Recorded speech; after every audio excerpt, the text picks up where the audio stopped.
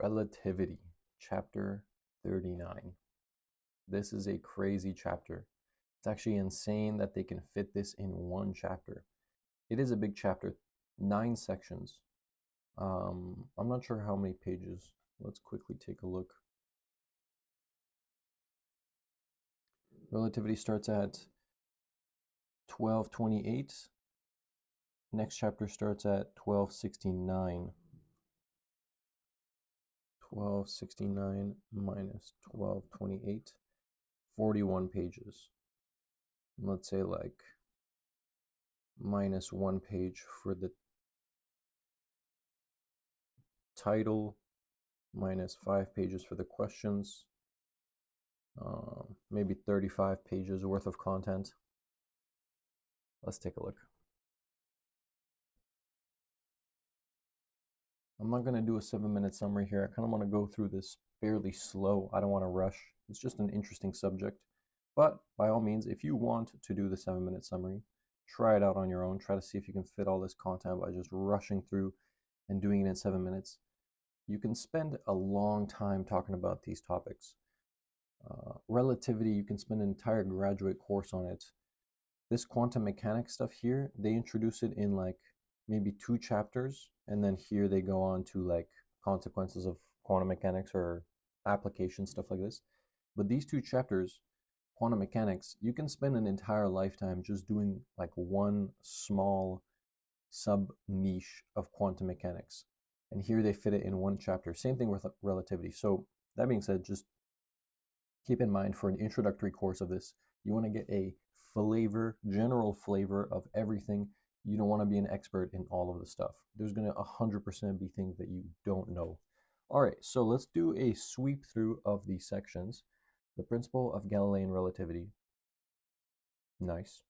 Section 1. The Michelson-Morley experiment.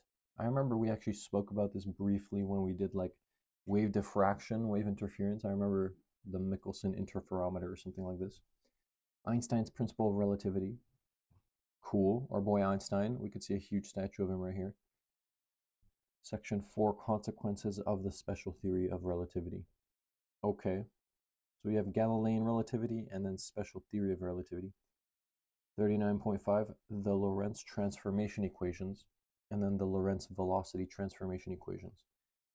39.7, relativistic linear momentum. 8, relativistic energy, and the final section, the general theory of relativity. Okay, a lot of stuff.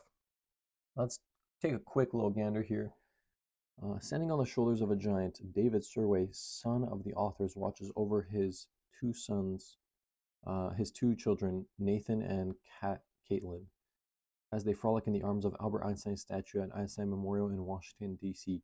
It is well known that Einstein, the principal architect of relativity, was very fond of children. Emily Surway. Okay, cool. We actually have one of the authors of the book, David Surway, and his 2 kids. They're chilling with the man. Pretty cool. You could write a physics textbook and just include a family picture as the freaking cover page of relativity. Anyway, let's read what relativity is about. These kind of first paragraphs in the introduction, right before the first section, are normally a very, very nice like flavor of the whole chapter. Let's take a look. Our everyday experiences and observations involve objects that move at speeds much less than the speed of light. Newtonian mechanics was formulated by observing and describing the motion of such objects, and this formalism is very successful in describing a wide range of phenomena that occur at low speeds. Nonetheless, it fails to describe properly the motion of objects whose speeds approach that of light. Fantastic segue into relativity. We got our boy Newton. For 400 years, his theories and equations of the world have just held true. And then we start talking about the speed of light, roughly around when we were doing like E&M and like optics, kind of the stuff that we were checking out in the previous chapter. I would say that's like the 1800s. So maybe like 200, 300 years after Newton, maybe 1 to 300 years after Newton. And then we get to the 1900s, And Einstein is like, yo, Newton's equations don't work when you go really fast. All right, let's keep reading. I can yap about this for hours. Experimentally, uh, uh, the predictions of the Newtonian theory can be tested at high speeds by accelerating electrons or other charged particles through a large electric potential difference. Okay, that's crazy. A little bit of E&M, electric potential difference there. Acceleration of electrons, that sounds hard to do. For example, it is possible to accelerate an electron to a speed of 0.99 c, where c is the speed of light, by using a potential difference of several million volts. According to Newtonian mechanics, if the potential difference is increased by a factor of 4, the electron's kinetic energy is 4 times greater, and its speed should double to 1.98 c. That's greater than the speed of light. It's like around 2 times the speed of light. The experiments show, however, that the speed of the electron, as well as the speed of any other object in the universe, always remains less than the speed of light, regardless of the size of the accelerating voltage, because it places, they start a sentence there with because, which is a little bit wonky, not the best English.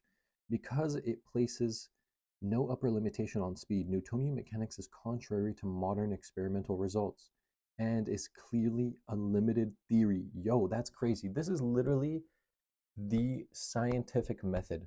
You have a hypothesis. Newton dropped some heavy hypothesis in the 1600s-ish, and it was true or believed to be true for 400 years. And then people started doing experiments and they were like, hold it down, bro. This does not work. So instead of like completely not believing Newton, they're like, there must be something happening here. And then they lead into a new discovery. That's often what happens with science. You do an experiment where you expect something to happen, and then you see that what you expected didn't happen.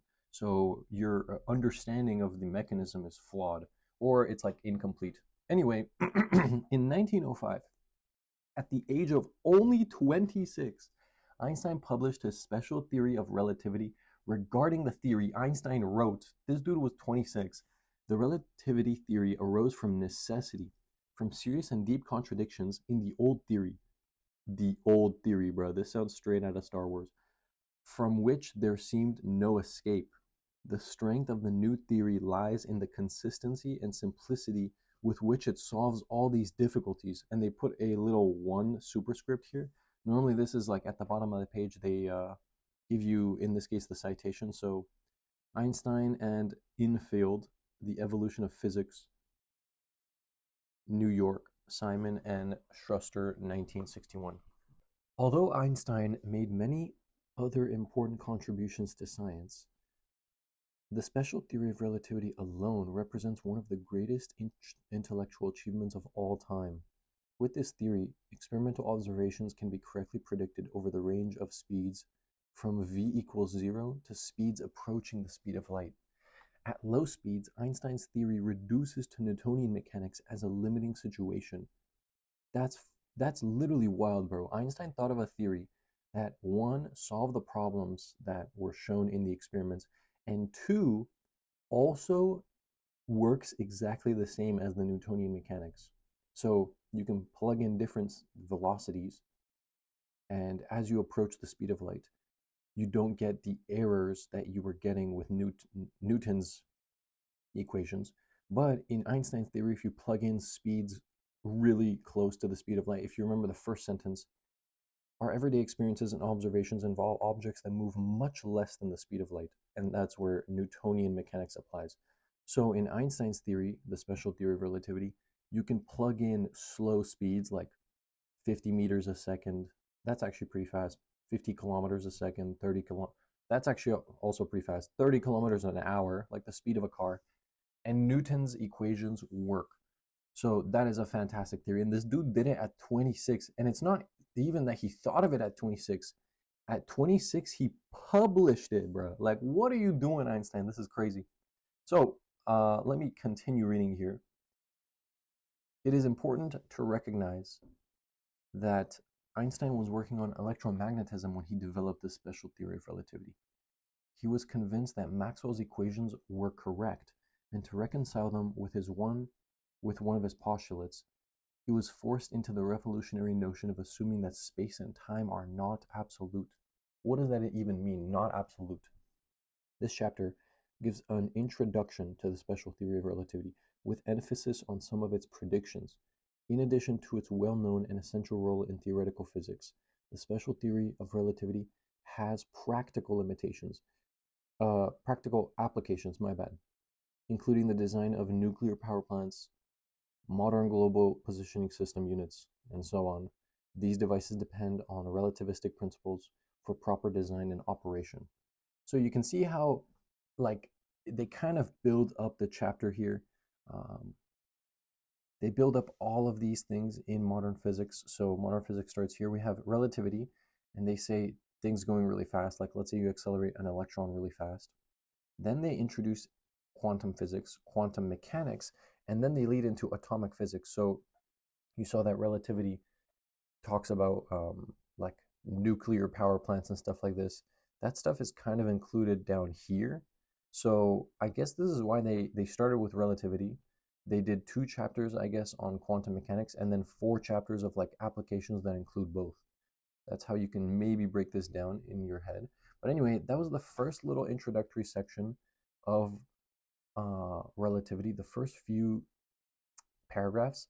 I don't want to make this video too long, so I'm just going to do my quick little summary and read kind of like big bolded words. So 39.1, the principle of Galilean relativity. To describe a physical event, we must establish a frame of reference. Okay, I'll just read the first sentence of each paragraph. There is no absolute inertial frame, reference frame. The formal statement of this result is called the principle of Galilean relativity. Here it is in yellow, principle of Galilean relativity. The laws of mechanics must be the same in all inertial frames of reference. Okay, interesting statement. What is an inertial frame of reference? I'm not sure. They'll probably explain it in the words there that I skipped out on. And they show a little picture here of a dude throwing a ball in a car. Consider also an observation made from the ground. Okay, quick quiz. We have an image here. We have some equations. These equations are the Galilean space-time transformation equations. Transformation equations. Okay, I'm going to just keep that in mind. That looks important, but it's Galilean. All right, we got some more equations here. Galilean velocity transformation equations. The speed of light. We spoke about this earlier with Fizeau's method. Intro to chapter 35. Okay. 39.2, the Michelson-Morley experiment. I remember this picture exactly from the previous section. Oh yeah, they say C section 37.6, which is the interference section. Details of the Morley experiment. We got some equations, derivations. All right. Einstein's principle of relativity. We got 2 statements here. The principle of relativity. The laws of physics must be the same in all inertial reference frames. Okay, that's the same as the Galilean theory of Galilean thing that we read earlier. The speed of light in a vacuum has the same value, c is equal to 3 times 10 to the 8 meters per second, in all inertial frames, regardless of the velocity of the observer or the velocity of the source emitting the light. Okay, another thing on inertial frames. I'm not going to read too much of this. I'm just going to get a broad strokes overview to keep the video within an hour. 39.4, consequences of the special theory of relativity. Okay, consequences. Simultaneity and relativity of time. That sounds wild. Looks like a little train over here. Time dilation, super interesting. An equation over here. 2 more interesting yellow equations, a graph. Looks like Mount Everest or something like this. What is the period of the pendulum? How long was your trip? The twin paradox. I've heard of this before. Length contraction, proper length, length contraction. An equation, looks like a ruler, shorter ruler. Okay. Space-time graphs. Cool. Space-time graph world line. Looks like a little graph there. Voyage to Sirius. Like the dude from Harry Potter. Hole in the barn paradox. What is that? The relativistic Doppler effect equation, interesting. 39.5. Man, I'm going fast and these sections are moving slow, so it's a lot of content, but I'm just reading very, very, very quickly to see like what I have to prepare to study for. Lorentz transformation equations. Lorentz transformation equations. Interesting. Lorentz transformation equations, again, more equations. They look kind of weird. Simultaneity and time dilation revisited. Okay. The Lorentz velocity transformation equations. Okay, a lot of equations here. No stress. Relative velocity of two spacecraft. All right, cool. Relativistic leaders of the pack. Okay, relativistic linear momentum, nearing the end of the chapter here. Another equation, linear momentum of an electron. Relativistic energy, more equations. And there's a lot of equations here. Some graphs, some more equations, a lot of yellow equations here. The energy of a speedy proton. Mass change in a radioactive decay. The general theory of relativity, last section. Okay, some equations, looks like some pictures here and some words. Einstein's general theory of relativity has two postulates. All the laws of nature have the same form for observers in any frame of reference, whether accelerated or not. I feel like this is kind of the same as what we saw before. Something about frame of reference, something about all laws of nature. Interesting. I wonder what they could mean by all of that. Anyway, there's a second statement. In the vicinity of any point, a gravitational field is equivalent to an accelerated frame of reference. In gravity-free space, the principle of equivalence. Okay. Zoom. Ooh, this looks crazy. In his general theory of relativity, Einstein calculated that starlight just grazing the sun's surface should be deflected by an angle of... Oh, this is crazy. This is actually something Einstein did, and then he became super famous. There was like an eclipse of... I wonder if they talk about it here. There was some eclipse in the early 1900s, like 1919 or something, and they were able to verify the general theory of relativity, and then Einstein literally blew up like one of the Beatles. All right, and that's the end of the chapter. So a lot of equations, a lot of crazy stuff, a lot of things I haven't read, but I'm just doing the quick read through so that you guys can get a feel of how I study for this stuff. There's a lot of sections here. Look, this is the entire curriculum that I'm trying to cover here with everyone. We already covered light and optics. You saw that it was section 5, 1, 2, 3, 4 chapters. And that's a lot of chapters and a lot of content. And it's like, I don't remember all the content in all those 4 chapters. That's a lot of pages. From page 1093 to 1196, that's 100 pages. 100 pages, not too bad. But they're pretty big textbook pages, a lot of compact information, a lot of problems that have tricks and stuff. So anyway, that's the first half of the curriculum.